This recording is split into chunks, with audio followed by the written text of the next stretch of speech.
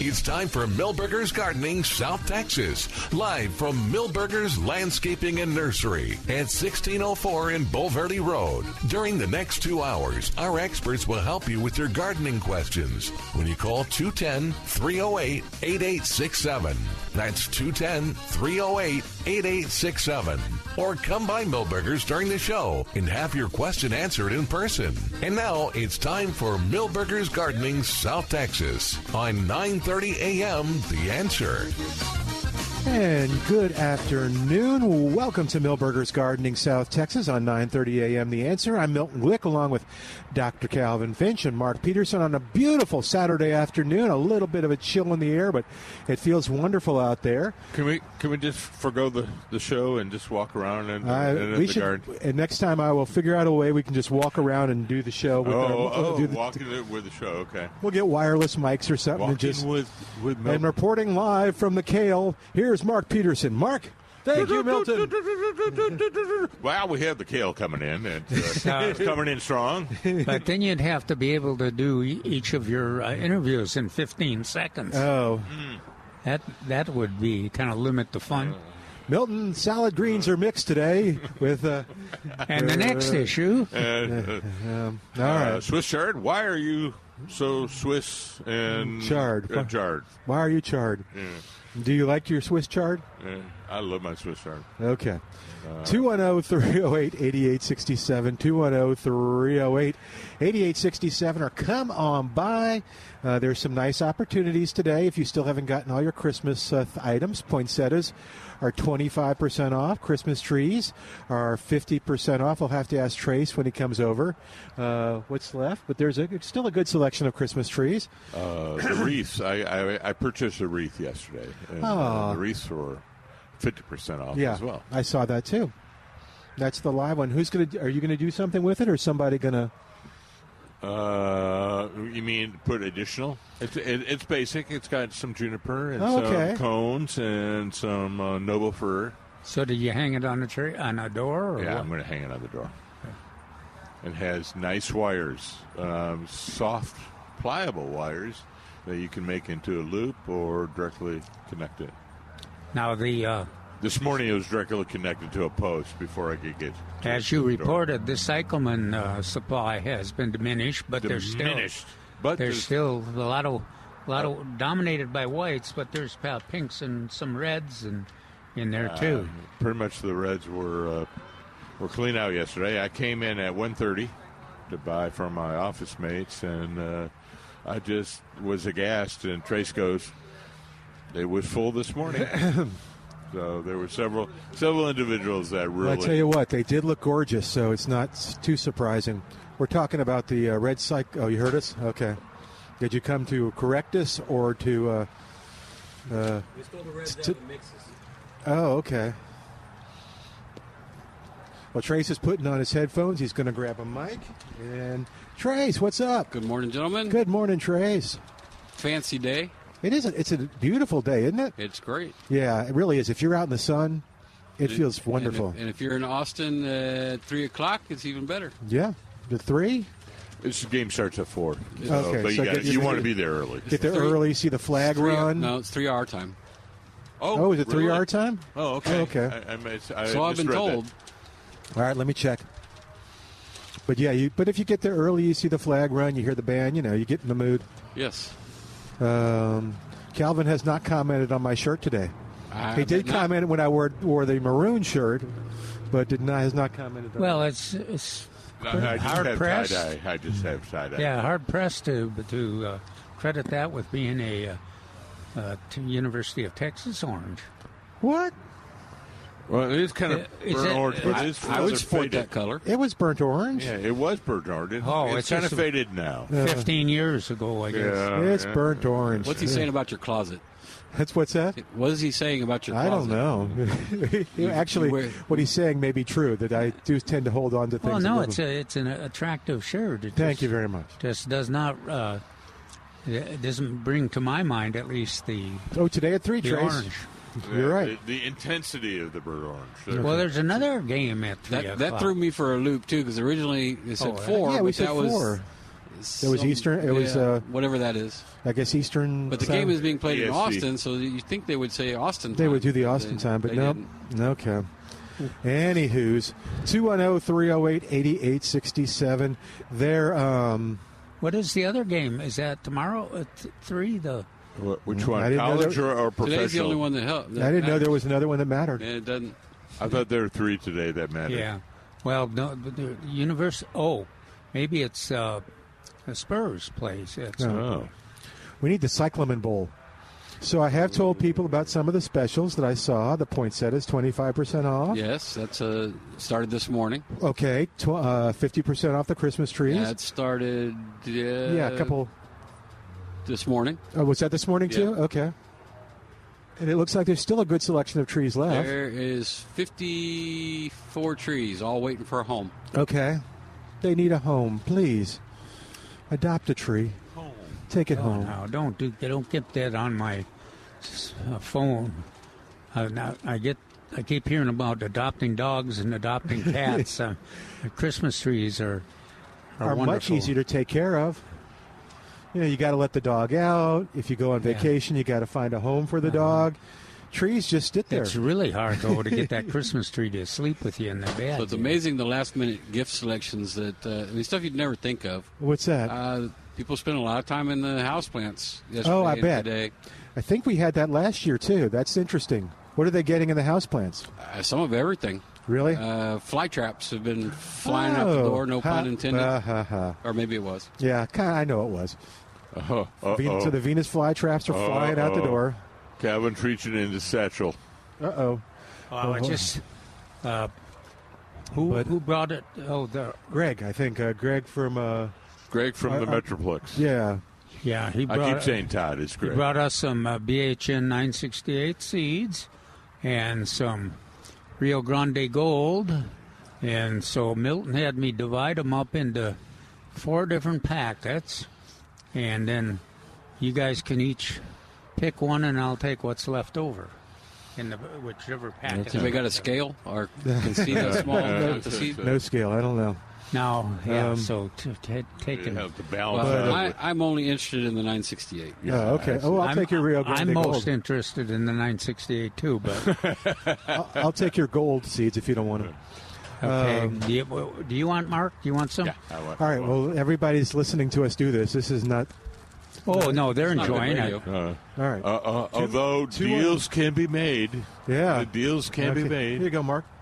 All right, well, and they're if they're listeners to the show, they're aware with our interest in BHN 968 and also the Rio Grande Gold. Oh, okay. I got one trapped in between. Did you? It's because you got both pepper and tomato. Yeah, okay. And speaking of nice gifts, you gave me the oxblood lilies, and it looks like the little things are coming up. Is that what it was? That's what I guess. I think that's what it is. Yeah, well, it sure looks like it. Yeah. But it also looks like it looks like rain lilies. Rain lilies, but it's kind of wrong time of the year for the Yeah, I'm going oxblood. So when am I going to see a little action on that bad boy? No, well, I don't think you're going to see any action this fall anymore. So when I mow the lawn, so I was having to tell my wife that it's going to be a beautiful red bloom. And so she was like, "From that." Yeah. Oh, it's a gorgeous red bloom. So I said, give it some time; it'll be there. So now a year from now, then she'll fall in love with it. Yeah.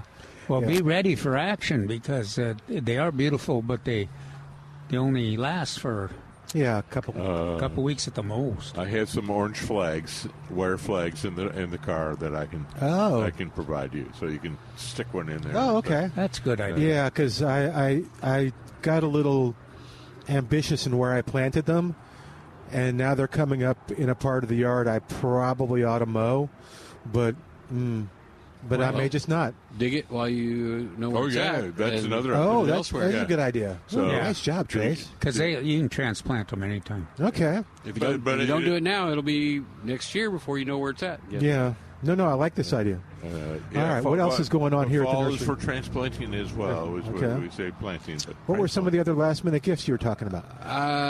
Well, bird baths. And good. First phone call this morning was for Citrus Street. Oh, well, we've talked about that before. That's good. Numerous gift cards. Oh, and you can do the e-cards. We can. We're still in the learning curve, but we can do it. Okay, and what does that mean? If I call in and I say I want to send Calvin a $2 gift card, because I'm cheap, There's a minimum. So not for well, the you don't even have to put your name on not it. for I'll the know e-card? who sent Okay. it. Yeah. So I want to send him an e-gift card. So we just have to throw Ethan up there, and Ethan can make it happen. Okay. And it's instantaneous. Well, if you decide. Yes, but then they see the gift early, too, because it's an email that goes to them. Oh, that's true. So you don't see have it to on know the Christmas email. Day. If you decide to take advantage of the citrus as for a Christmas gift, or even poinsettia, my next article is about care of Christmas gifts and good. poinsettia, and also the citrus, because both of those can last forever, but they need special attention for sure. Can I make a shameless plug too? How shameless is it? Oh, it's an article from Garden Style. Oh, San sure. Antonio. So in my previous life at Saws, there is a website, and I think you're going to mention that. I think you got a hold of me earlier this week. It's GardenStyleSA.com, and then you can go in the articles, and you can go in past articles, or just search. That's what I recommend, is search for the topic, and then it'll pop up. Yeah. And I have one in there, how to care for your Christmas gift. Well, and the other thing And by that I meant plants. Yeah, So.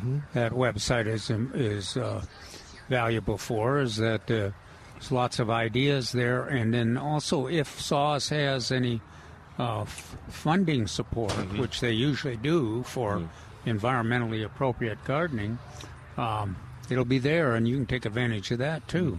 We've emphasized the. So you may as well do if you do some Christmas presents for gardeners.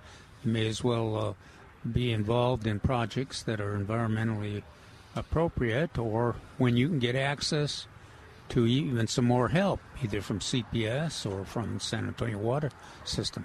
Is there one particular citrus that they're getting, or is it, because I think you mentioned lemons before? Lemon is always number one. Okay. Myers, yeah, that's a good one. And did we ever come to an agreement on whether to put it in the ground or put it in a container? Well, My a long answer time is ago. Always a container. Yeah, Okay. a long time ago Okay. we decided it was a container. All right. Mexican lime too.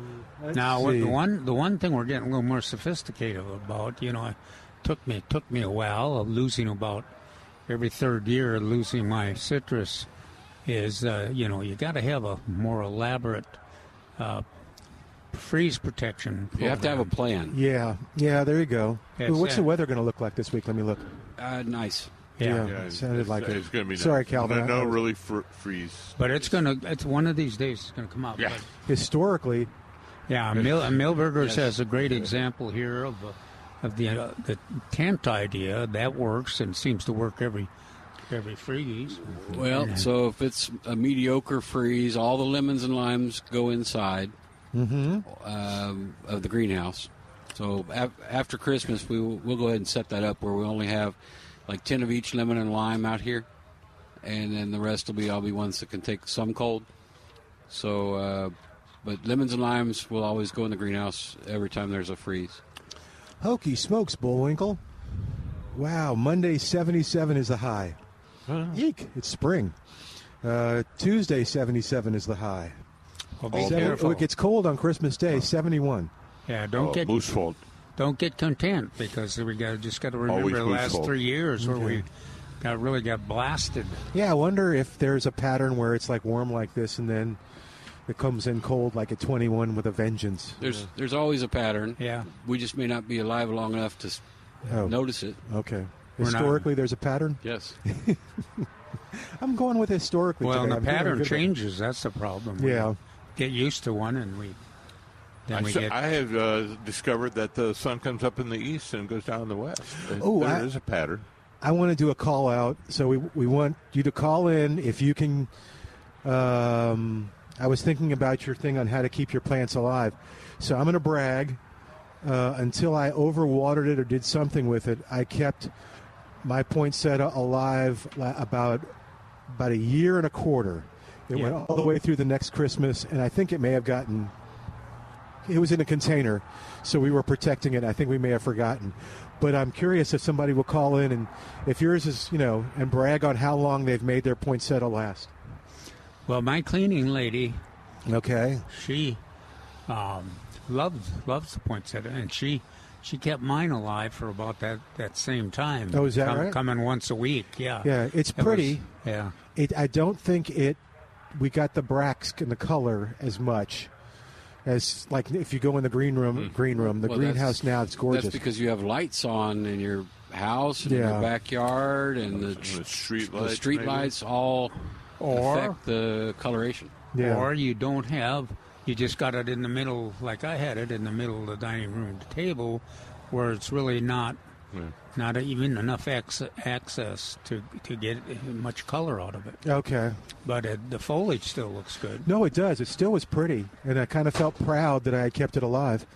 It's amazing. Was it you or was it accidental? Until you weren't? Until I wasn't, yes. Until it decided, okay, I've had enough of this. I think we got a rainy season or something. That may have been my gardenia, though. Let's remind everybody, and Trace and I have talked about this quite a bit, but let's remind everybody about that over the holidays, there's poinsettias going to all the dental offices and doctors' offices and every place. But if they're left there for a whole week, without water they're going to be in tough shape now. Not as bad as the old days. The old days, if they wilted, they were pretty much done for. But so. Nothing drives me more nuts than going out to eat and seeing wilted poinsettias. Yeah. I bet it does. It's just so simple, people.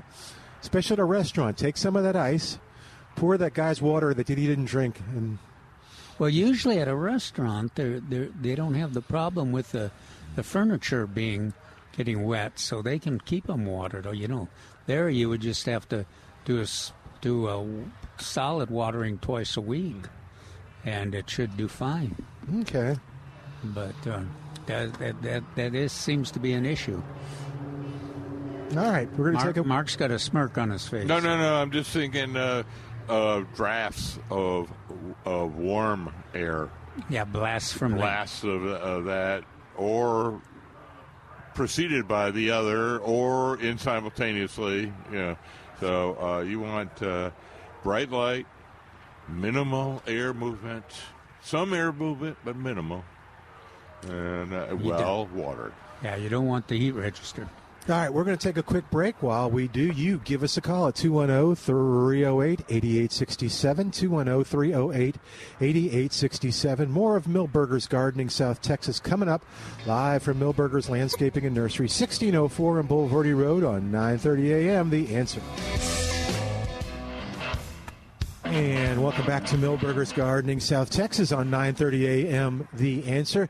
Let me introduce you to the man who was the hit of the party, the Salem Media little mixer that we had.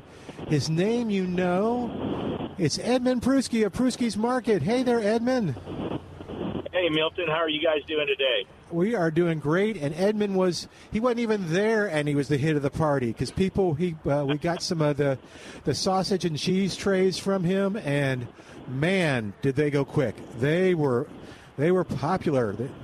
They were outstanding. And I can tell from Mark's look that we weren't there either. No, I'm sad. I'm sorry. Yeah. So what happened to your invitation? I don't know. It must have got lost in the mail. Yeah. Lost in the mail. Dang that mail. Yeah. Yeah. But, so, Edmund, what are folks doing now? We've got, 4 days till Christmas, right? Am I got that right? Absolutely. Yep, absolutely. And so guys, actually, we've been busy. Got a lot of orders. Prime rib is on the menu this year. A lot of folks ordering their prime rib, getting ready to pick it up either Monday or Tuesday. A lot of gift boxes also featuring our dried sausage and jerky, snack sticks, steak boxes, all of the above. Any action like a few years ago when there was so much being sent out to our military folks? Are there still those kind of packages going out? Well, there's a lot of that going on, and it was actually earlier that we did a lot. People picking up our snack sticks and beef jerky, and did very well. And ships real well, got a good shelf life on it. So it was a big hit. So it's not too late. They would win. Never too late. When would they call in? When's the last time for Christmas? Is it Monday? Well, Monday, if they want to come in and pick things up. We've kind of missed the window to ship. We've been shipping a lot of packages all over the country. But if they want to turn in an order, we could still get it there after Christmas or for the New Year if they wanted to do something like that. But the shipping window is pretty well closed. All right. We're talking to Edmund Pruski of Pruski's Market. And then what about we got some exciting bowl games that are happening, too. People are going to have people over. Not just for the Christmas holiday, but to watch some of the games, like maybe today around 3:00. Can you help a guy out with some items for the grill? Absolutely. We've got our marinated fajitas that are always a big hit. They cook fast. They're delicious. We've got chicken and beef ready to go. A lot of our grill-ready items, from pinwheels to chicken kebabs. So they've all been very popular with the guys today. And, of course, the fresh sausage, always popular. Mm-hmm. Calvin, did you want to bring up the potato sausage? Well, I was just not sure that the audiences would appreciate that. Who's playing? Is somebody playing that's some Western team or something? Calvin's killing me here. Texas and Clemson are playing about. Thank you, Edmund. Yeah. So, and SMU's also in the mix for later in the day. And tonight, I think we've got a big game on as well. But, Texas and Clemson are on today. And, of course, we got the Alamo Bowl coming up. Going to be some tailgating. We had a huge order for a big tailgating party. And folks are picking up the fully cooked brisket where they can just eat it and eat it. They don't have to be cooking out there all day. Of course, fajitas and sausage always go well. Yeah, very cool. Well, Edmund, do me a favor. Tell folks how to get to Pruski's and the number to call, and I'll tell them where to find you online, because you will not go wrong. When you go there one time, you will be back time and time and time and time again. Well, and if Milton doesn't block the line all the time.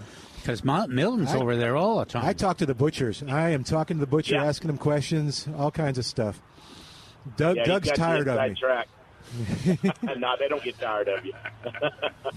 No, they don't. Well, folks want to come out and see us. We're out on Highway 87. If they're coming around 1604, you just take the 87 exit. We're 3 miles inside. 6 miles outside of Loop 410. Take the Rigsby exit. And come on out and visit us. We're on the corner of FM 1628. And certainly give us a call at 210-649-2151.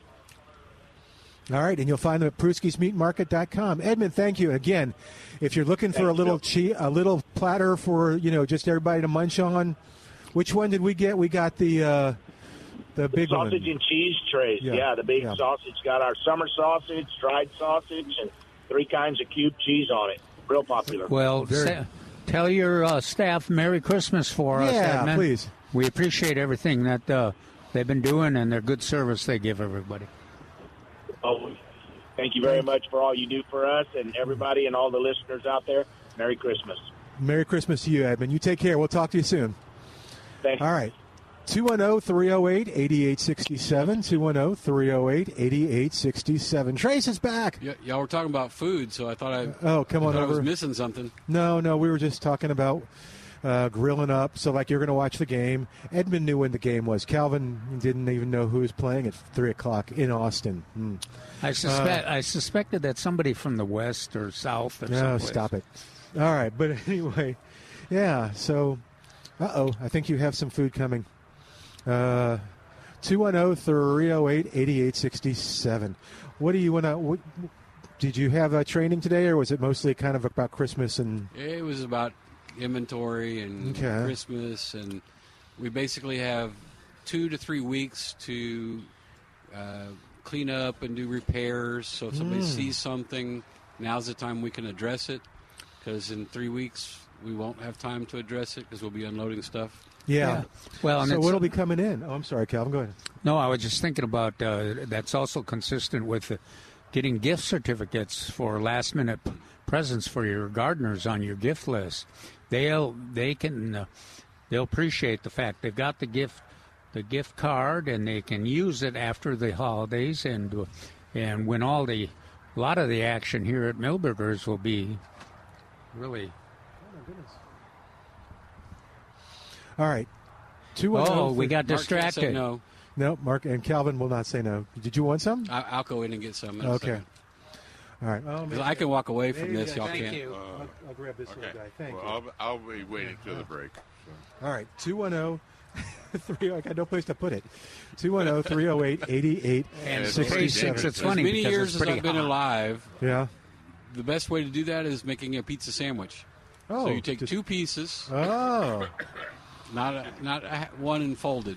Okay. Two pieces, and then you got your fingers on flat bread on both sides. All right. Just make sure the bigger one's on the bottom. So what happens generally around Christmas, with Wednesday is Christmas, you'll be closed, right? We will be closed. Open again the next day? Yes. What time do you close on Christmas Eve? Noon. Noon on Christmas Eve, Yes. okay. Very important.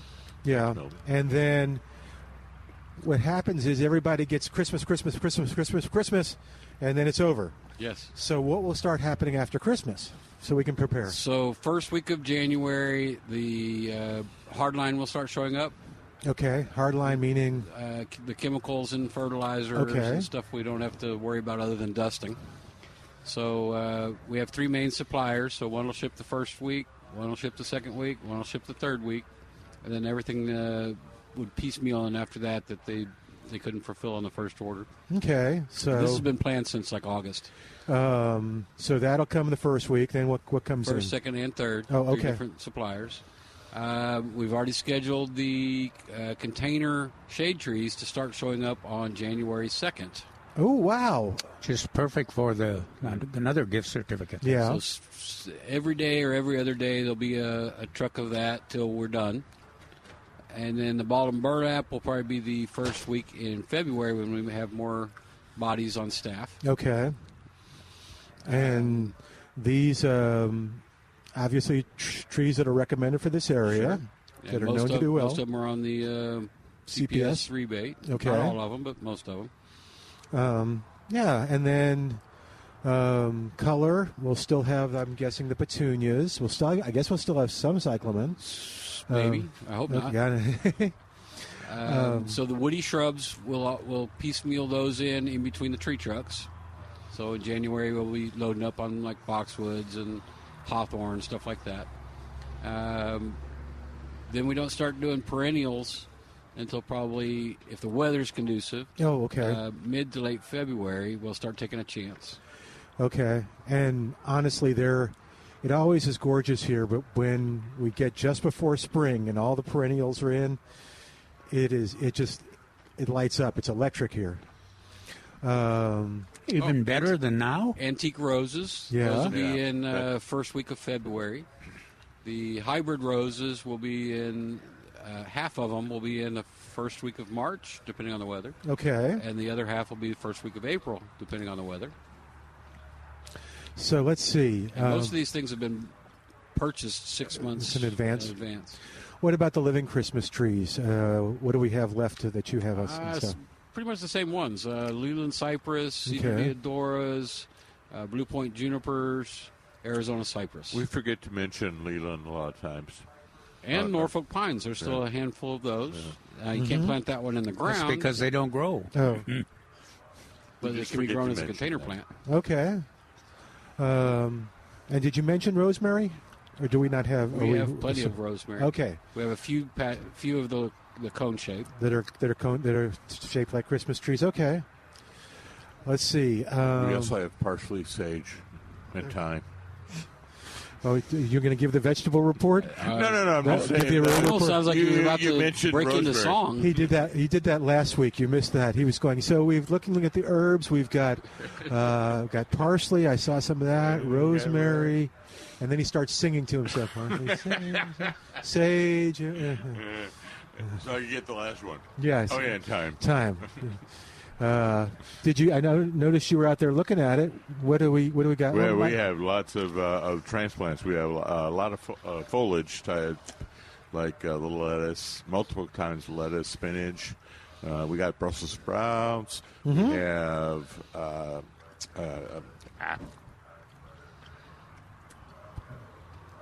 We have Swiss chard, cauliflower. kale, Not cauliflower. broccoli. The other one. Yeah. So broccoli was the word I was looking for. Maybe but collards. Carrot, kale, and there's Swiss chard. And we've got seeds for the sweet peas and the English and peas. then roots. People are always asking, particularly those from other parts of the country, what can I grow in this time? A lot of the root crops, the radishes, carrots, turnips. You would have loved rutabaga. it, Milton. I got a salad made entirely of beets from Luby's yesterday. And beets. And I always forget beets. Where did you find the Luby's? Yeah, there's still a couple left. Not there? many. Yeah. Downtown. The downtown one. And the one on, I think the one on Fredericksburg Road is still. They shut mine down. Yeah. I may have done it. Oh, my God. What'd you do to Luby's? Well, it was a different kind of Luby's. It was all-you-could-eat kind of Luby's. Oh. You paid for the plate, and you could. You remember the restaurant where you could raise the flag and they'd bring you more food? Yeah, Pancho's? So it was kind of like that. Oh. And he was eating there 3 days in a row. Same food, though. He never left. Made a little bed there. That's neat. I didn't know Luby's did that. Well, this one was on Walsham, and I didn't either until we went there the first time. Okay. Huh. Well, thanks, Trace. Thanks for nothing. But why did Luby's come up? I forget. I brought it up because of the beets. Salad. Oh, and the other thing they have. Y'all will be excited salmon. about this. I got for my birthday. I got a juicer, so I'm gonna start juicing some beets. I'll bring y'all some beet juice. All right. Okay. Because they used to cut it. Mine. You're going to share your portion? Okay. They used to cut it with like orange juice or something else at Central Market. I got a book with recipes too, so I'll know. But anywho, well, I want to talk gardening, but I don't know what's going on in the gardening world right now. Are people really focused on the holiday and kind of?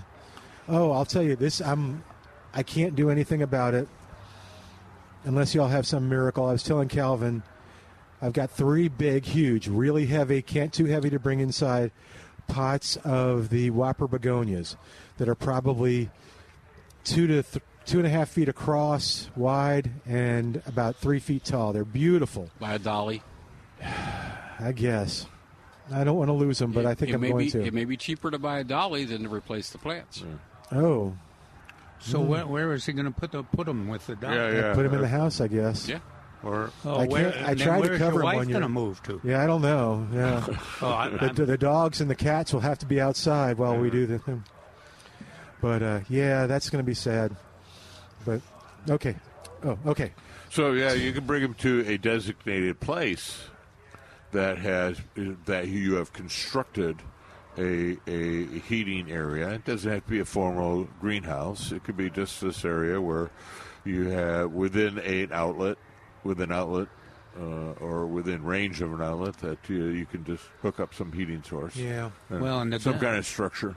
Yeah, and the neat thing is a site like Mark's talking about, even if they freeze back some, they'll come the back. roots will, they'll probably come back, and they'll, by March they'll be showing off again. Yeah, as long as they're either on their own rootstock or even a good graft. I can try. We can try to think of something. Yeah. I will tell you again, as we're doing the segment we like to call Milton's Garden, Malabar spinach is not happy. It's been outside this whole time. No. After last night, no. You know what else is not happy is porter wheat. Oh, really? Yeah. Oh, that's Is a it shame. even survived? Has it survived? Well, yes, it has, but it's just lingering. It's one of those subtropical 40-degree plants, and the leaves are falling off.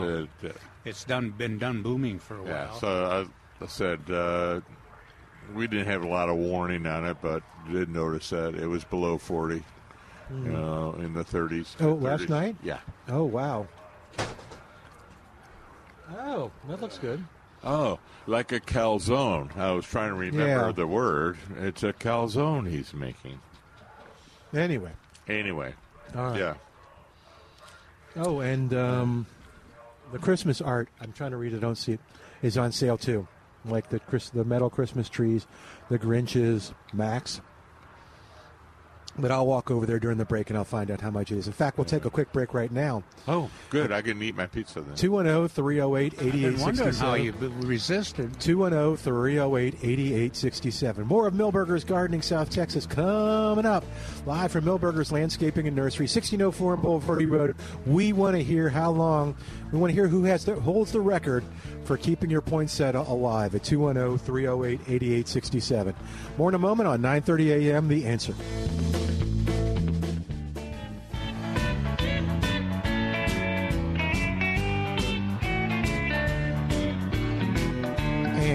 Welcome back to Milberger's Gardening South Texas on 9:30 a.m. That's pretty dramatic. I know. Well, the music kind of got me.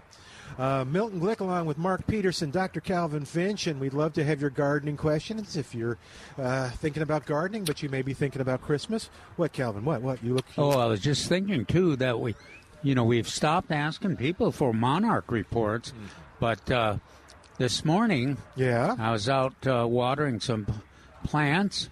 And darned if I didn't find monarch caterpillars. Really? On my tropical milkweed. So we need to ask Mary, see if she's seen any lately. But that is it's a little late. Yeah. Yeah, and whether they'll be successful in making it to the wintering grounds, that's another question. But the big debate now too is whether. Is that migration that important to the well-being of the population of the monarchs? So that's going to be a topic that's going to be discussed a lot, especially in our classes too. That we have. Well, I was accosted at a at a public house by one of my former employees, and she sent me, "You have to read this. You have to read this." Well, yes, it was an article about OE, the virus that accumulates on the tropical milkweed and then it infects the butterflies. And she was adamant about, we shouldn't even plant it. Oh. And I was like, well, I'm not going to take that hard line. But I will advise everybody to November 1st, cut it back. Let's and another question that has not been answered, Mark, definitively, is tropical milkweed is native to the wintering ground.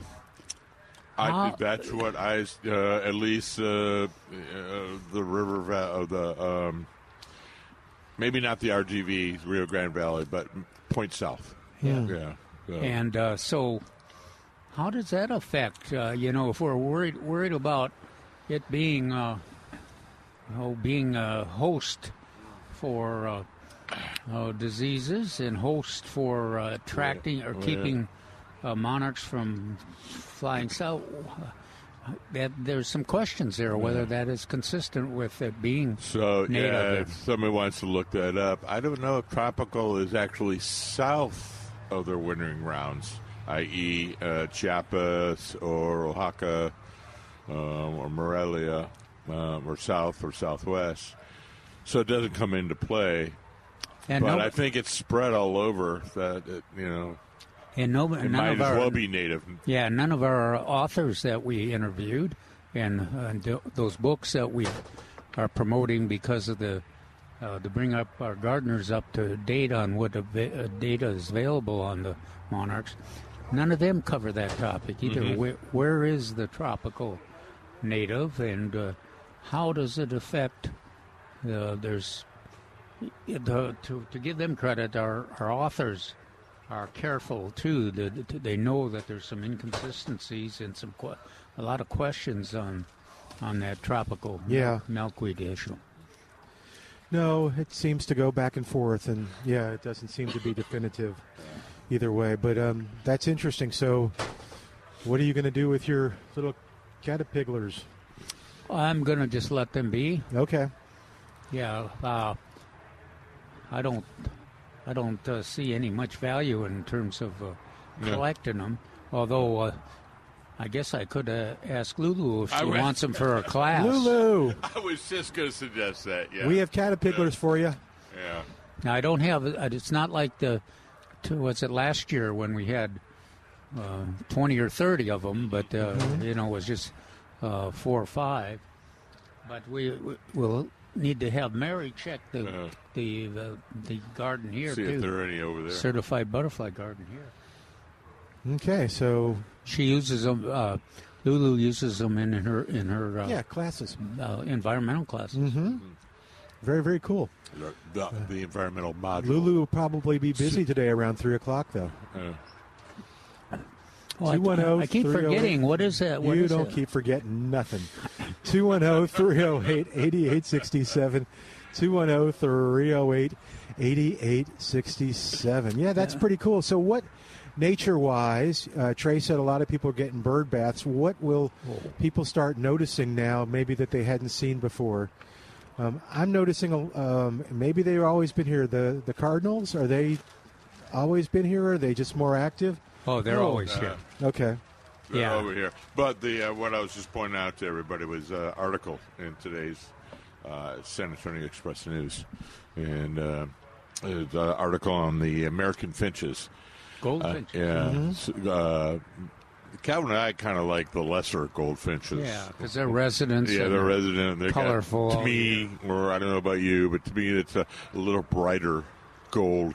And you talk about taking advantage of the water bird bass. Yeah, they really appreciate it and splash around and they're bossy little things, and they get along pretty well with the cardinals. Yeah, they don't. They're not even afraid. Don't seem to be afraid of the blue jays even.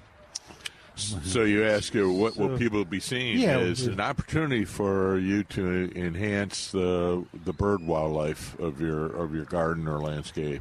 Okay. And there's multiple ways of doing that with appropriate seed and suet, pepper-flavored suet. What else? And water. Just what we're talking about. Water. So you want the triangle is food, shelter, and water. And so you can provide all three of those and have a lot of birds come into your landscape, and it's very attractive. Yeah. How quickly do you kind of begin to notice stuff? Well, if you got cover, if you got a landscape with a lot of blooms or a landscape with lots of foliage plants, you're going to get, within a week or so, you're going to get a response to the bird bass. Throw out ryegrass seed and you'll have an immediate response. And Trace, you recommend getting bat houses? It's a touchy subject. I forgot, Trace. I wasn't even thinking. No, they don't get worn. They don't get worn out. They don't get worn out. No, Trace's original condition. Well, for sale on the market. It wasn't just Trace. Almost never used. It was our never used. The wasps. Oh, the wasps use it. Oh, okay. Our favorite weatherman too also was. Yeah, fascinated by the the bat houses. No, it'd be fun. Now, what kind of birdhouse and what kind of fountains and bird baths do we have? Yeah, so we got a lot of bird baths. Okay, from artistic ones. Some are ornate, and some are like exposed to aggregate. I like real functional. Okay. Most of them are very shallow, which is what the birds want. Mm-hmm. There's I think a handful of ones that have a pump in them where it'll keep the water moving. Okay. Which they like that too. That's good. Yeah, keep the movement. I know it helps attract them. Yeah. Does the movement help with not dehydration, but the evaporation? No. They still evaporate just as much? Yeah, in fact, the opposite, yeah. Oh, really? Okay. But it amazes me that okay. When you get the migrating populations, they're up there about 4,000 feet, and they find those bird bass that have water that's moving. Mm-hmm. So I guess there's the motion or some kind of attraction or sensual relationship there that the birds get. Yeah, they have their own divining rods. Yeah, they seem to. Well, but it's in their chest, and that's amazing. That's when you see the tanagers, the orioles, and all of our bunting. Yeah. When do we see finches? Yeah, well, you see that was a pun on words. Yeah. okay. Yeah. It didn't come out that way. Oh, see finches all the time if you got every Saturday and sunflower. Sunday. Yeah, every Saturday and Sunday you see finches right around here. In fact, if you have a pizza feeder, the finch will stay at your house all the time. It doesn't. They're very versatile. It doesn't need to be a. Just ask Edmund too. Whatever Edmund's or cookies that we have. Market has. They feed on a variety of things. Okay. I'm trying to think. So we mentioned the goldfinches. We mentioned cardinals, always here. But anything else? No hummingbirds now, or are there? No, not right now. No, okay. but it doesn't seem to be this year. A lot of seed and some berry. Well, feeding. The thrashers. There's those long-billed thrashers are amazing. I love to watch them. So they're eating grubs and ground digging in the leaves, and then they'll visit the water too. I actually had a very sad experience on Wednesday. When we were doing inventory. Naeli is my helper, and she found a butterfly that was not moving so good. So we knew what was happening, but she said, I've got to at least go put it in the butterfly garden. So she took this peaked, gas almost run out kind of butterfly and put him in the butterfly garden for him to finish, or her to finish their life expectancy. Did she knew it was at the end of its life? Well, I told her that, and so she made her even more sad. I thought he was going to end up immediately as she put it into the butterfly garden. A grackle swooped down. Grabbed it. That would have been. I would have enjoyed that. No, I'm sorry. No, it's just shocking. That's no fun. Well, I told you the story about my wife, and she was enjoying the birds, the suet out in the front step, and the sparrows are all over there, and the little pieces of suet fall off, and they go down to the ground, and so they'd accumulate down there. And she also appreciated the roadrunner. Oh, yeah. But then suddenly the roadrunner figured out, this is easy pickings. So the roadrunner was picking off the sparrows one at a time down at the bottom of the feeder. It changed my wife's whole relationship with the bird predators and all. I learned something. It's a little gruesome. I didn't know roadrunner was I knew reptiles and was a what? insects. A meat eater? Oh, okay. Gosh, yeah. I didn't know that. Yeah, they're mostly lizards and things, but they'll eat other birds. That's something to say about UTSA's mascot. Oh, yeah. I keep seeing these, speaking of birds and nature, these posts online about carnivorous squirrels. The California. They're evolving or... Yeah. If you know about that, call us at 210-308-8860. It is a glorified rat, and they are, so... I'm sorry, as a bushy-tailed rat. Yeah. So what are they eating? Are they eating like other rodents? Are they eating lizards? What are these? Yeah, they'll eat whatever, just like a rat. They'll eat whatever is available. Lizards, insects. I don't know. I'm just saying. Lots of insects they'll eat. Yeah, but that's normal. But not the car. What about you were talking about the car? Are meat too. The one no, I know. But the one in my backyard, is it going to eat lizards and stuff like that, or is it mostly Is that what you're worried about? So these mean carnivorous man-eating squirrels in California? Yeah. Okay, I'm worried about this. Okay. Are they coming this way? They may evolve. Everybody else in California is. That's a good point. Yeah, that was very nice, Trace. Yeah. They're hitching a ride with a little pause. If you can enlighten us, do we have any squirrel experts that we can call and find out about these carnivorous squirrels? But you know, it's an interesting topic because I bet Molly knows about them. I bet Molly does. We'll have to call Molly. And we are deferring or stopping the squirrels from eating a lot of our seeds by pepper flavored and. The suet and lead flavored. Oh, okay, yes. So that they may, besides evolving into eating more meats, they may evolve into. They may want spicy maybe not. Maybe with their taste buds. I don't know. May not be able to pass up that. All right, well, we're going to take a break and get you caught up with the news. 210-308-8867. If the news talks about carnivorous squirrels, Al, tell me. 210-308-8867. More in a moment with Milberger's Gardening, South Texas, on 9:30 a.m. The Answer.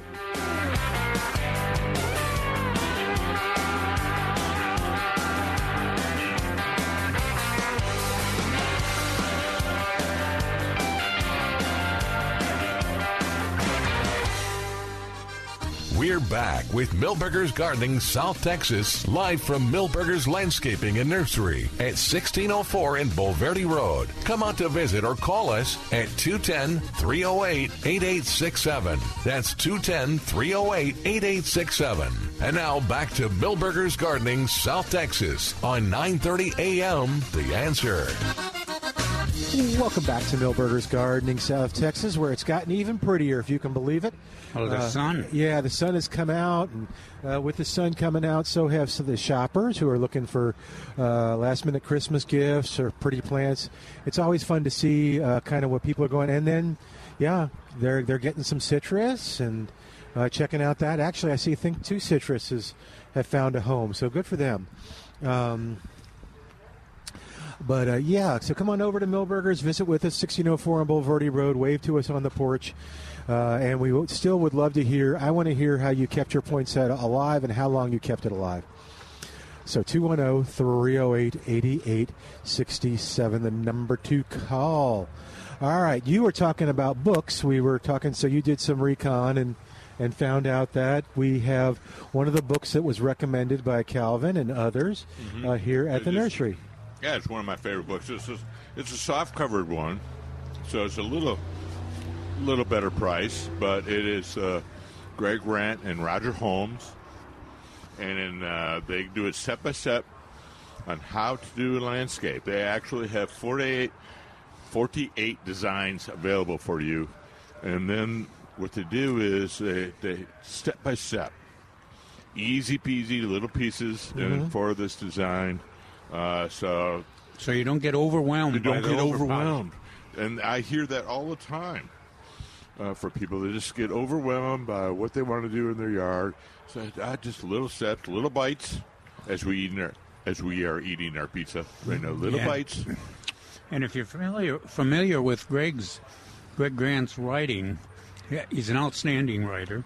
His knowledge on horticulture is unmatched. Oh, look, they bought some houseplants. They did some great photography in there too. So yeah, exactly. So it's a beautiful book. It's available here towards the front where the cashiers are, and then they also have one of my favorite books, one of my favorite reference books. It's what I call the Purple Book. It is a native landscaping or native plant landscaping from the city of Austin, and it has lovely photos, and it's separated out trees, shrubs, perennials, ground covers, different types of grasses if you want those, and ornamental grasses and turf grasses. It's very nice, well photographed, plus a beautiful chart with comments for each individual plant. So it's a great book. It's a purple color, and it's very reasonable priced. I told it's amazing. Huh? I told Trace. I said, "Ooh, this is a good price for this book." Well, but one of the things they're trying to do there with that is it's an environmentally appropriate. City of Austin wants you to use these kind of plants because they are environmentally appropriate. I was trying to remember. I do remember that at one time I was head of the extension office there in Travis County, but I was trying to remember if that was the first year we did that publication, or if it was the second or third. It was right. Yeah, it was actually a combo effort. The city of Austin Watershed Department. So they're very concerned about invasive plants as well as drought drought-tolerant plants, and so that's what their focus was with those native plants. So they very well could be. They also appreciate the fact, though, that you want attractive plants. You want 12 months of color. You want plants that meet the needs of the monarchs and the birds and the wildlife we've been talking about, too. And you can do that. You can have a beautiful landscape, environmentally appropriate landscape, and satisfy your neighbors, too. It's good. It's an excellent publication. So I just wanted to mention that there are 2 excellent publications here. Plus, they have the Superstar. Yep. If you want to know the Texas Superstar. And again, for folks that don't know, what is a Texas Superstar plant? It is a plant species. It has to go before a jury of scientific experts, and they rate these plants whether or not they'll do well for a majority of the area of Texas. They are drought resistant, pest resistant to a certain extent, and then they're placed on this listing, which is called the Texas Superstar. And so these are the ones that the experts have felt will do well for the majority of Texas, or if it's just a certain part of Texas, they'll tell you. Okay. So these are plants that by the experts have determined are some of the best plants in Texas for people to get that have a track record of success. Yes, in both drought or rainy weather or on multiple types of soils. So they have an excellent success rate throughout the state. Okay. So I'm thinking I'm trying to remember one of the latest ones. I think they put some of the grapes on. And so they have both Victoria Red and Southern Sensation, which is is that the other one? Yeah. I knew there was there was 2, and that's the most recent one. But there's also, I was trying to think of what one of the latest plants was that is more familiar than a grape. Yeah, and so that's why I was stalling for either. time. Oh, okay. What are we looking for? I'll go look. Texas Superstars. I think it was a perennial. The one that may have been an annual.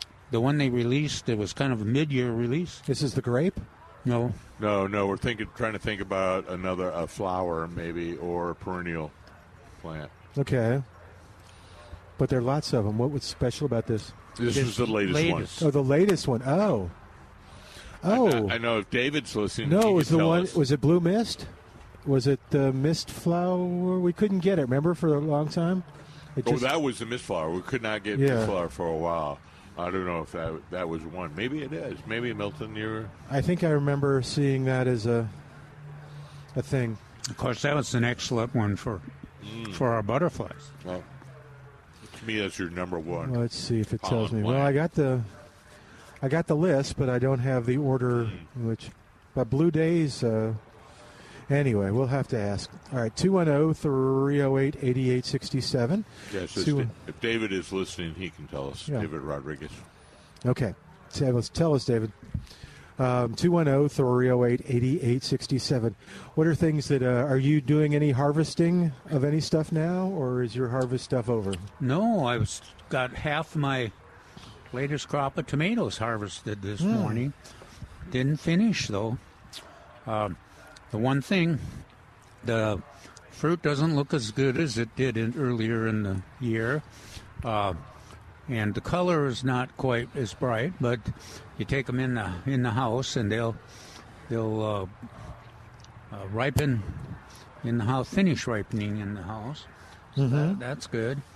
And then I think a lot of the greens that Marcus talked about are time to harvest. And the neat thing about the vegetable greens is that you can harvest them on an ongoing basis through the whole vegetable season, and nutritious, tasty, lots of different uses. Yeah, I think you talk about that in your article today. So that some of them you can still plant. Yeah, the spinach, yeah, we can still plant those. So the spinach plants, you have, about 18 inches apart, 4 plants per person in the family.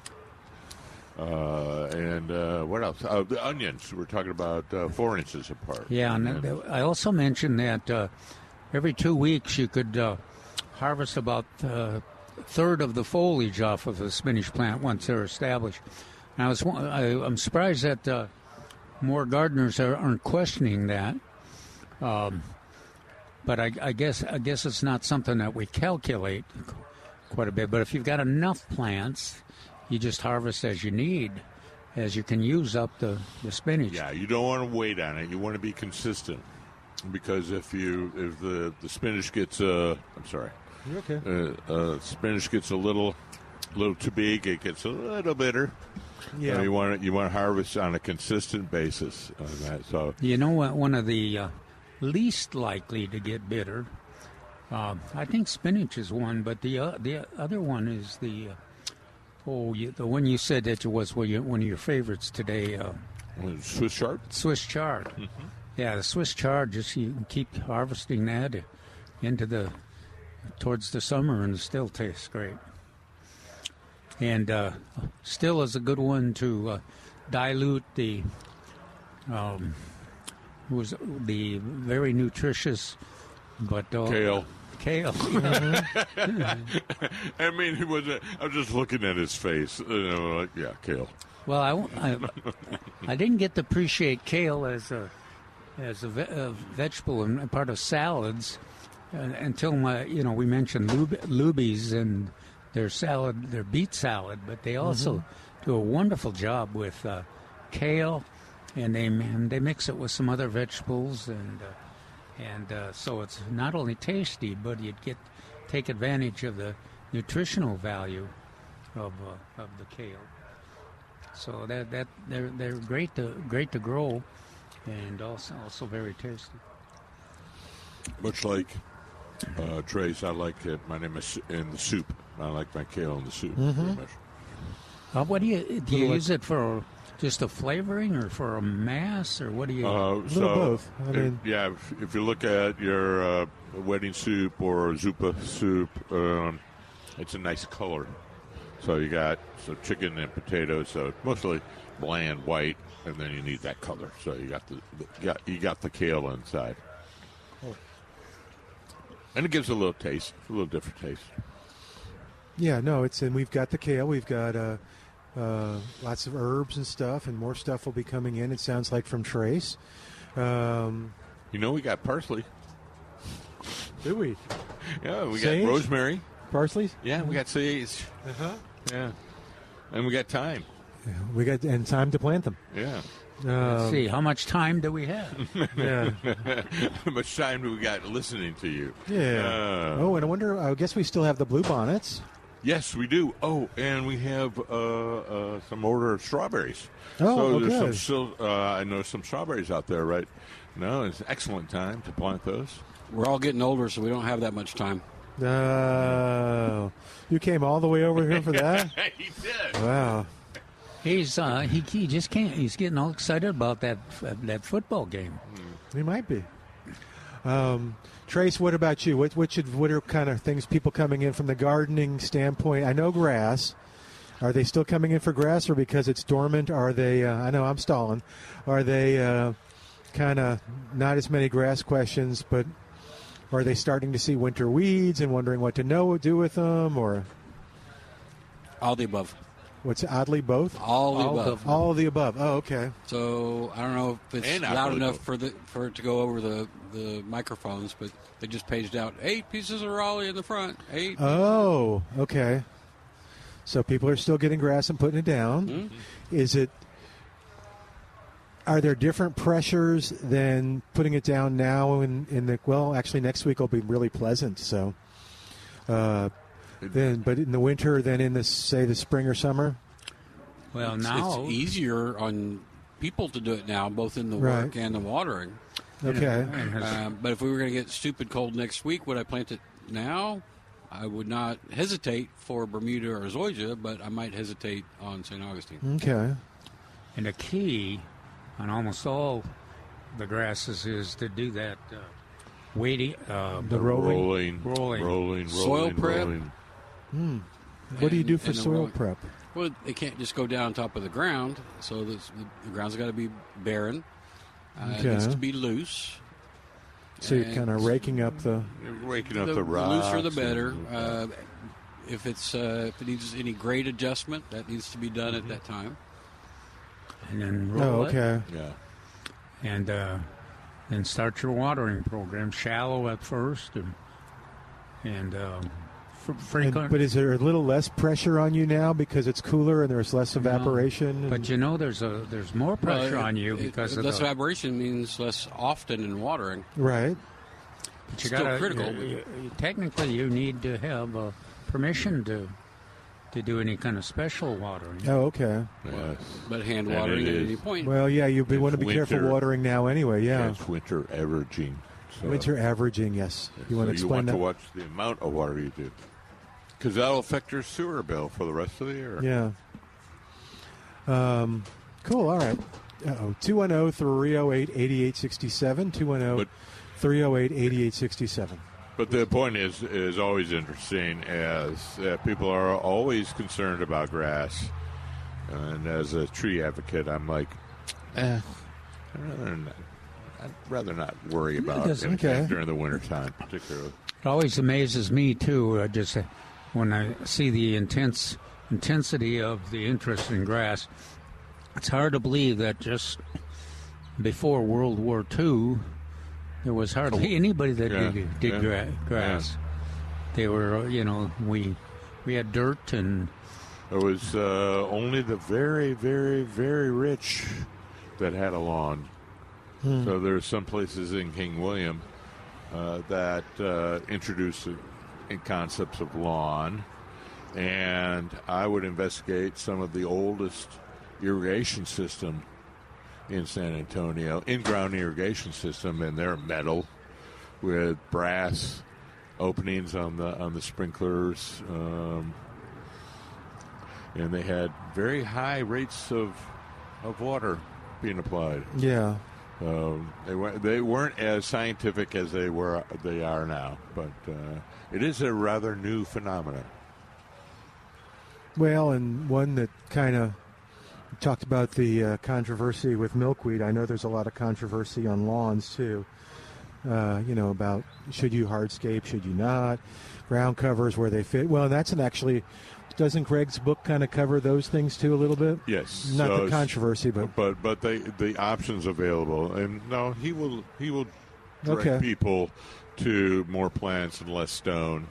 Remember, stones don't do anything for the landscape. Period. Hey, let's go to the phone lines now. We've got a Jerry on the line, and she has a Monterey Oak question at 210-308-8867.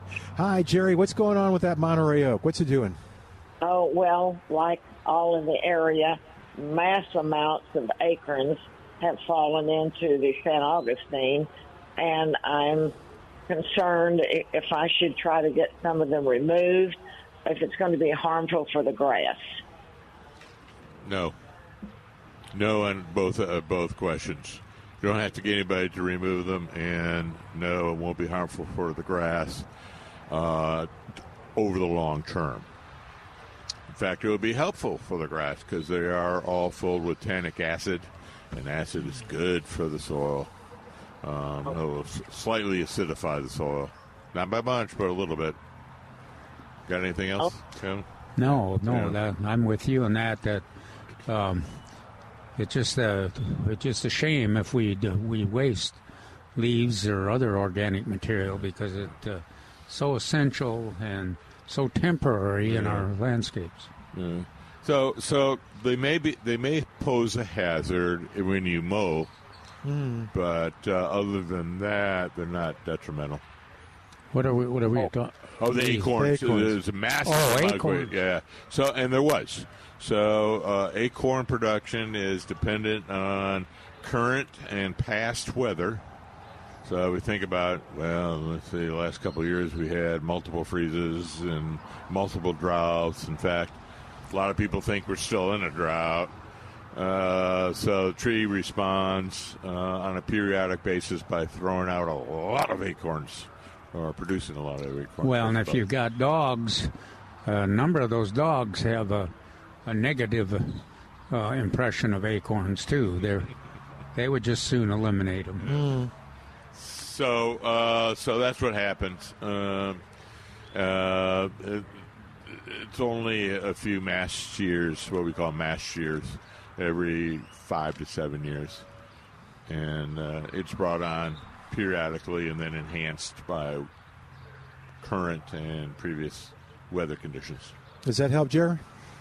Yes, that helps. Thank you very much. Okay, you take care. Merry Christmas, welcome. Jerry. Yeah. Thank you. All right, we're going to take a break, and then we'll come back, and James has a couple questions. 210-308-8867. Well, that surprises me that James has. We love talking to James. Back after this on 9:30 a.m. The Answer. And welcome back to Milberger's Gardening, South Texas. Our phone number, 210-308-8867. But it's getting busy here. I think the sun is bringing people out.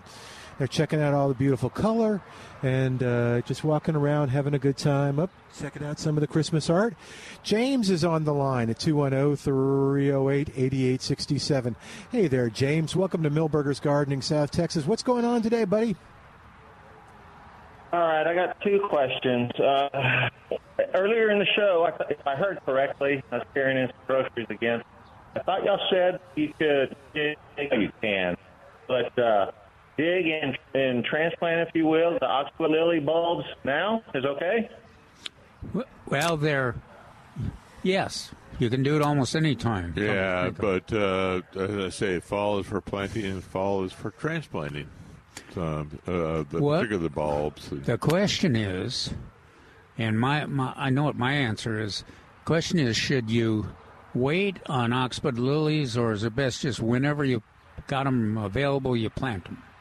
That's my inclination on them, because you hardly ever lose them. They're a little slow to become comfortable in a location, but they always seem to survive. Well, yeah, and what brought it up was that Milton planted them in areas which now he doesn't think he should have planted them in that locale.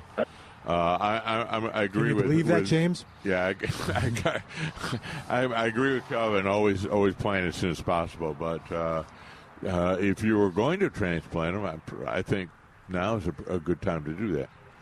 Mine, I planted a whole bunch too when in converting some of those raised beds I have to milkweeds. I transplanted some of those oxblood lilies out of there and put them in some other beds that I had basically abandoned, and they're coming up just like Milton's. Almost every single one. It's kind of unusual to see oxblood lilies in a straight row after row, but that's what they've done. They've been content with being planted in the middle of the summer, and there wasn't much rain since they were planted, but they've managed to have enough to go ahead and stimulate their growth. Okay, that's interesting. Well, that's good to know, because I did kind of something similar to what Milton did years ago on my initial planting of oxbloods. I planted them in a place where, to this day, I don't know why I planted them there and wanted to move them, but I thought I was advised previously that you had to dig and divide them in, like, July when it's hot, and that's why I never did, because it's too darn hot. So they would be successful now, okay, in the winter. I will try to move these. There may be some gardeners may have preferences, but I don't. I've never had an experience where they haven't grown. I just like that. Right, I just like transplant. Yeah, during the fall, winter time, when I have time to do it, and it's cooler. You're obviously right. Right. It's cooler. Right. That makes more sense to me. Maybe I misunderstood from what I was advised before. Anyway, put that aside. My amaryllis bulb, not the one that I overwintered or but I bought another one for our anniversary a couple of weeks ago, a real pretty pink and white one. Woke up yesterday. Is on the island in the kitchen, and beautiful blooms. Woke up, the main stalk that had 3 big blooms on it is laying over, almost decapitated, just hanging on by a thread. So I propped it up. The flowers still look good. So should I cut that stalk off when the flowers the blooms fade, or what do you advise on that? Well, because of your earlier question, or a question a couple weekends ago, I went and looked at my own article on that, and the answer is when the stalk fades, you cut it off. Okay. And then you allow the leaves to produce more food for the bulb, and when those finally die and wither, July or August, then you cut those off, and you put them in a cool, dry place, and then backtrack out 6 to 8 weeks from when you want them to start blooming, and then you start watering in maybe a little fertilizer, but in the sun again. So, but the answer to your question is, yeah, when the flower fades, completely withers, that's when you cut it off, and then you start growing the leaves for the future bulb health.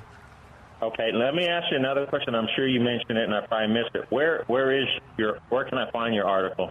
Just on the Amber. Yeah, it's a good question. Cohen's also going to have an article on it, but mine was at gardenstylesa.com. Okay, I get that newsletter on my email. So when I go into there, where do I? Yeah. So you go.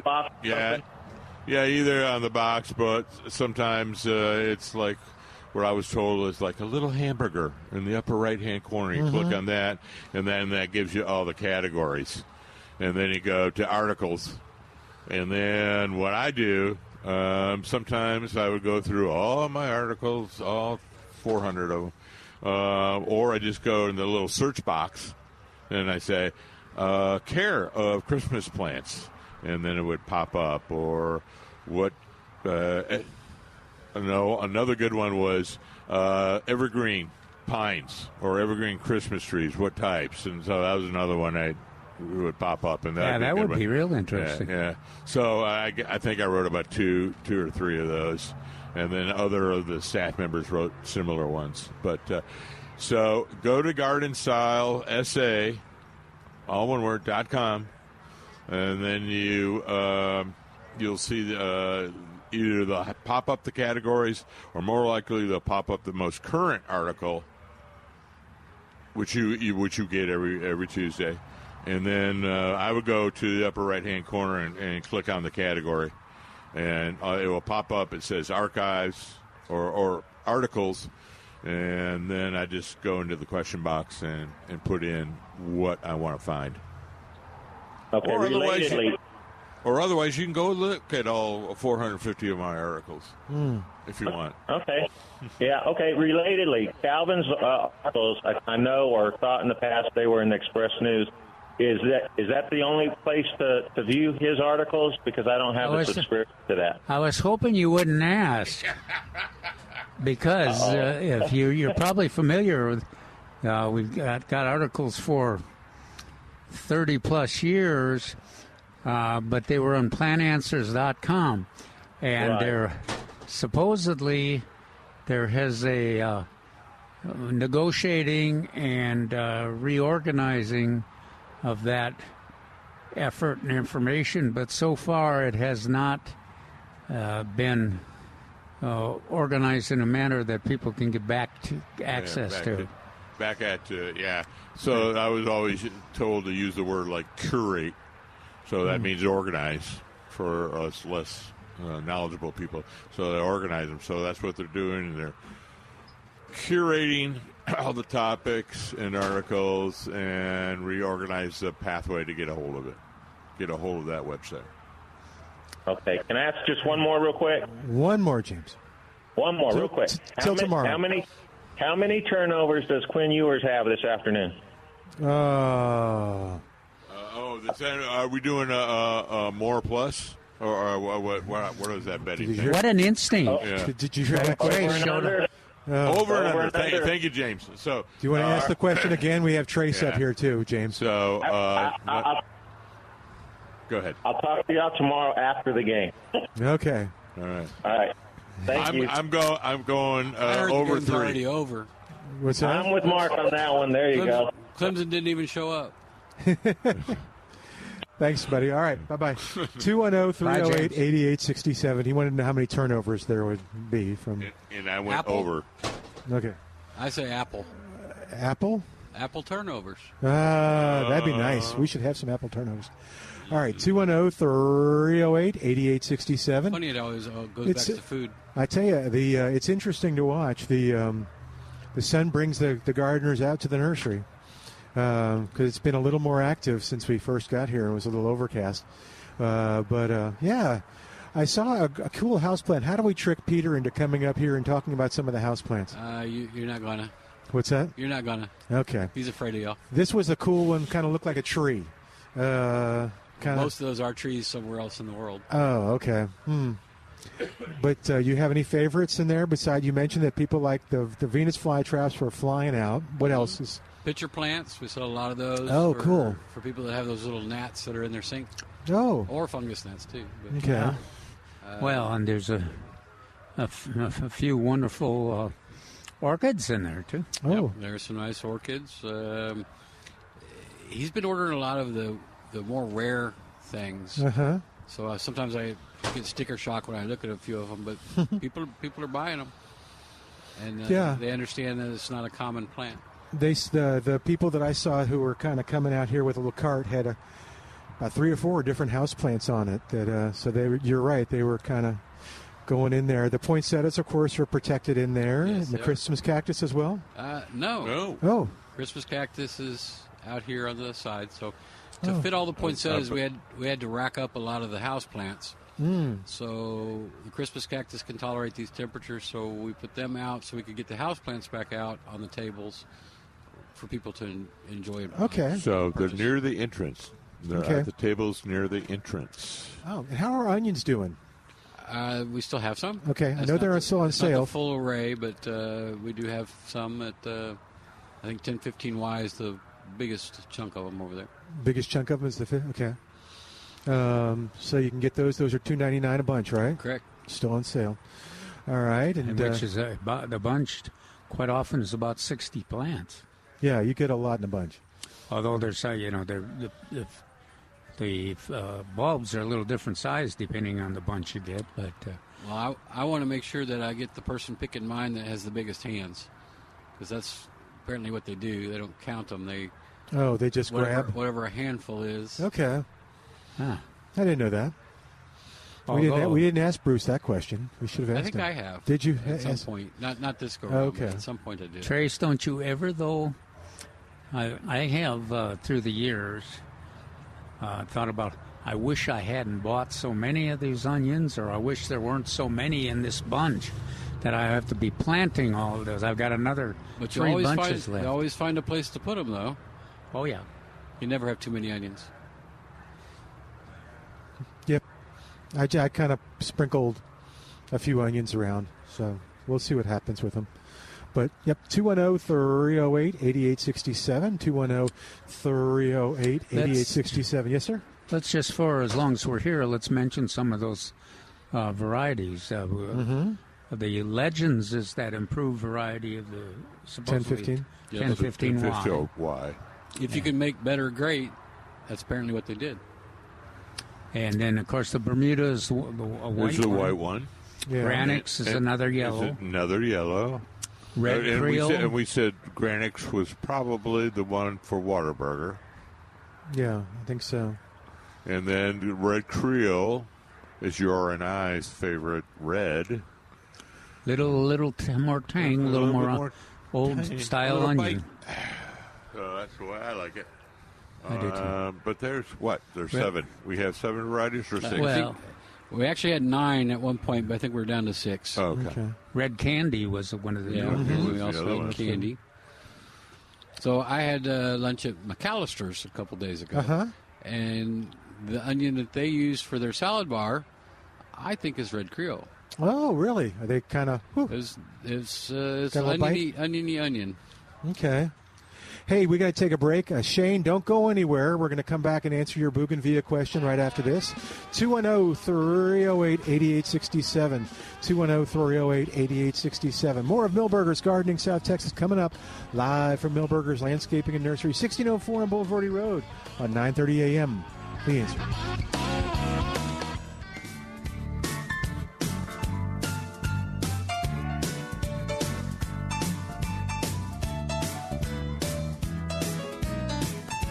And welcome back to Milberger's Gardening, South Texas.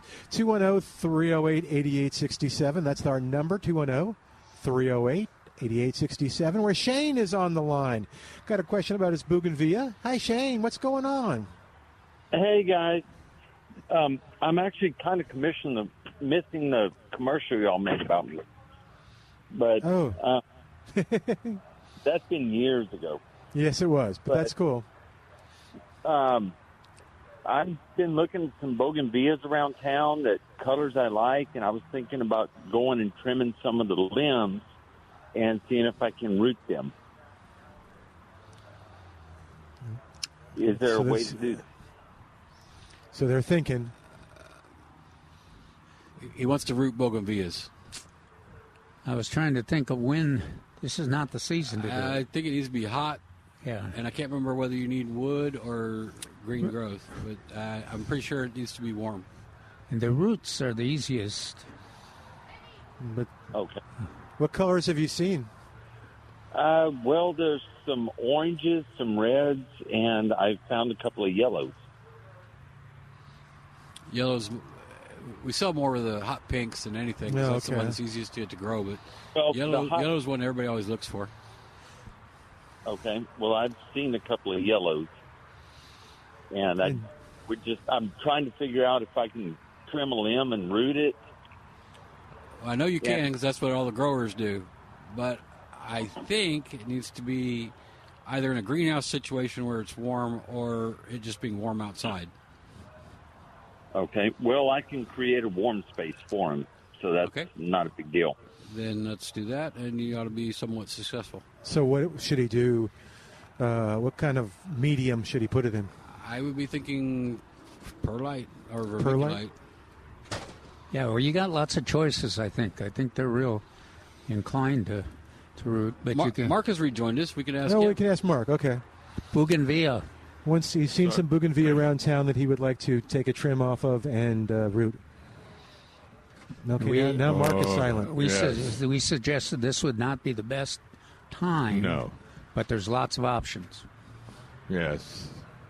I'm like, well, one, that's how they do it. I've reproduced them. But that's a hot weather plant. You want to do a hot. Do you know whether, off the top of your head, whether it needs new growth or old growth? So we never know if you want to use soft tissue or semi-hard or hardwood. I would probably say not the initial growth, but the second stem, the second node. So partially down the end. That would be my guess. And would I trim a little bit of the bark off of it and stick in the rooting hormone? No, I would just do a rooting hormone. But it has to be warm. So that's why I say it's not the right time of year. He's got a way he can artificially make warmth. Yes. Yeah. That's what I'm saying. It's got to be warm.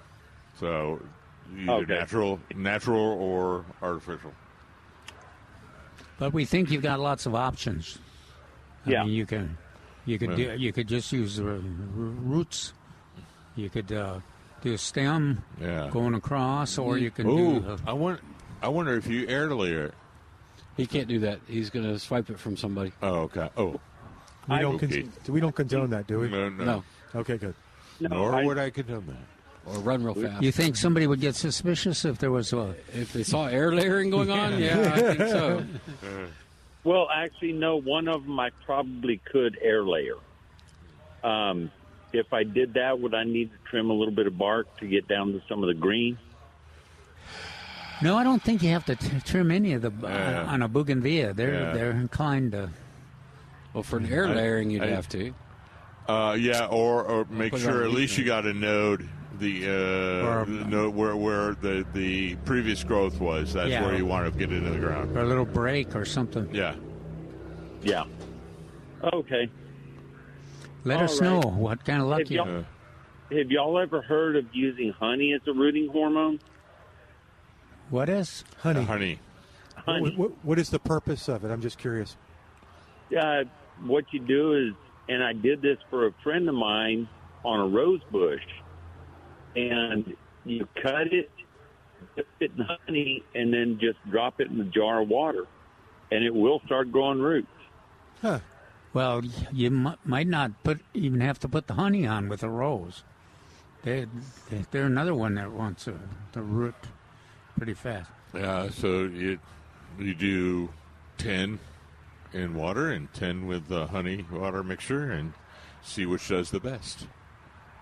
Okay, well, I know we did several experiments on that rose bush, and the only ones that actually came out was the ones that I just dipped in straight local honey. Huh. Well, there you go. So is the honey feeding it, or is it the antibiotic qualities of honey, or what is it? Something to do with honey is well known to be antibiotic, so that may be it, or there may be something else in the wondrous of honey. Okay. Good. So it could be an artificial enhancement sugar supplement. I'm going to look it up. Thanks, Shane. I passed my speech class at Michigan State by dressing up as a bee and talking about all the benefits of honey. Is that right? Yeah. It was touch and go, but I got. Is that why you had to move down here? Yeah. That's right. Thank you, Shane. We'll talk to you later, man. I would be thankful that I didn't get stoned. Good luck, Shane. I said I would be thankful I didn't get stoned. Be thankful. Yeah, I had to hear it the second time. Okay. All right, 210-308-8867. I still have time to sneak a question in, but Trace, we'll talk to you too. Kind of, what are you recommending? Lots of color, lots of Christmas items. What are you thinking the best thing out here now is? Well, it's we're still pretty loaded, so we've got all those weird kind of, I don't want to say white elephant gifts, but hand them a citrus tree, hand them a poinsettia, hand them a house plant, hand them a gift card. Mm-hmm. Now, and the folks from the old days that that petunia variety over there, what is the it? New Wave or Wave? New Wave. Yeah, Wave. If you like the New Wave in years past, there's some wonderful ones here at Milberger's. They make a nice gift, and if the gardener planted them in the past, they'll recognize these, and it'd be an interesting gift, and I'll bet it would stimulate a lot of discussion too. And the colors, of course, our favorite colors. Well, there's still a few of those there. So, but a lot of different color choices, and a petunia plant that continues to bloom far into the summertime. We're watching the dog. Sorry. Yes. Australian Shepherd. Yeah, so we've got those options. The little stocking stuffers, as you mentioned. I like the books. The books would be a great gift too. We talked a little bit about 50% off the Christmas yard art. Am I describing that correctly? Yes. Okay. And another great plant for a gift when you're visiting for the holidays, the cyclamen. That's I bought all the cyclamen for my office mates yesterday, as well as some people near my house downtown. And that's a plant that'll, if you leave it in the house, put it near a eastern exposure window, that thing will bloom for years, just like the. So they started out as house plants back in the 19th century, and so one of my friends asked me, "Could it go inside?" And I'm going, "Yeah, it started out that way, but it can go in or out." It's fairly tolerant of our weather. Yeah, and the folks, horticulturists will say, well, these plants are different from the ones in the old days. They still live and are successful in the house. Yeah. Just ask us. We've tried it. And so how long have you kept a cyclamen going? Over a year. Judy did. Yeah. She kind of got overwhelmed by it. It's a little bit like what are those? The ones, the violets. African violet. The African violets. Yeah, they kind of get. You say, what do I do with all these? Yeah, who can I give them to? My mother had a Christmas cactus from me, from Texas, and she kept it 35 years. Gracious. She goes, it just keeps growing. I'm going, yeah, well, there you go. You're treating it right. And it would bloom right on time. Huh. You didn't have to go through the closet space or anything? She had it back in Michigan, and she must have had it at the right location. Just enough sun. Cool.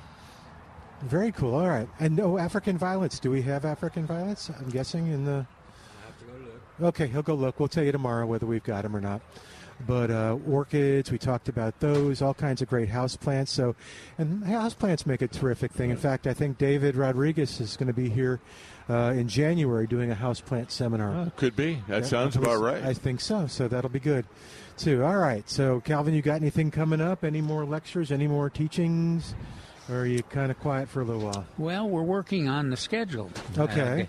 We've looked at David's schedule for his classes this spring, and then we'll probably want to fit some of our milkweeds in there, and also the potting up tomatoes again. Oh, yeah. Yeah, that's always real popular, and a class that we like to do. We'll probably do that in maybe January, well, February and March and April for the milkweeds. Mm-hmm.